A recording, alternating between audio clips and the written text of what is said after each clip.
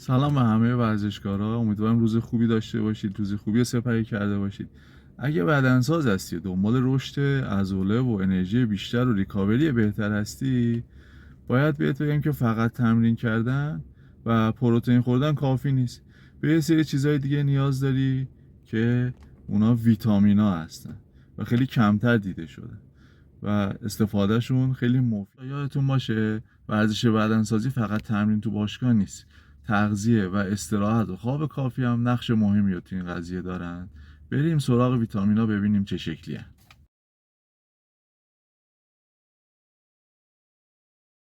اولین ویتامین سلطان قدرت و استخونه، یعنی ویتامین دی. تصور اکثر مردم اینه که ویتامین دی فقط برای استحکام استخونه، ولی باید بگم که اگه کمبود این ویتامین رو داشته باشین، سطح تستوسترونتون میاد پایین، ریکاوریتون کندتر میشه، رشد عضلاتتون کندتر میشه و حتی اگر کمبود شدید ویتامین دی داشته باشید دچار افسردگی میشید که نور خورشید منبع اصلی و طبیعی این ویتامینه. ولی اگر شما بیشتر تو باشگاهید و تو فضای بسته هستید، باید استفاده مکملش جدی بگیرید.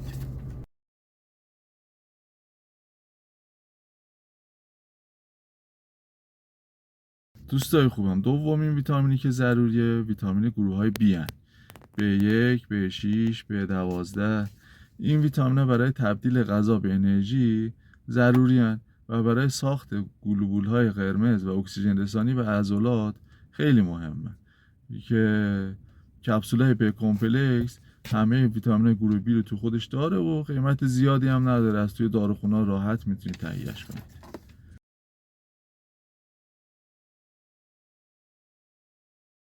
خب سومین ویتامینمون ویتامین سیه.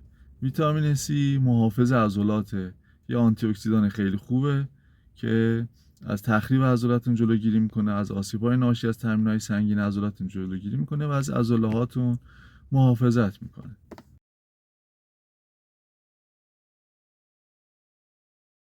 چهارمین ویتامینمونم ویتامین ایه که بازم اینم کارش ریکاوری و نگهداری عضله است و کاهش التهابات عضله است در واقع. یعنی شما اگر بعد از تمرین درد عضلانی دارید، گرفتی عضلانی دارید، ویتامین ای میتونه یه دوست خوبی براتون باشه. اگه این ویدیو هم برات خوب بود و خوشت اومد، اول برام لایکش کن، اگه دوست داشتی سابش کن، توی کامنت ها برام بنویس که شما به کدوم ویتامین بیشتر علاقه دارید یا استفاده کردید و تجربت رو بهمون بگو که ما و بقیه هم استفاده بکنیم ازش.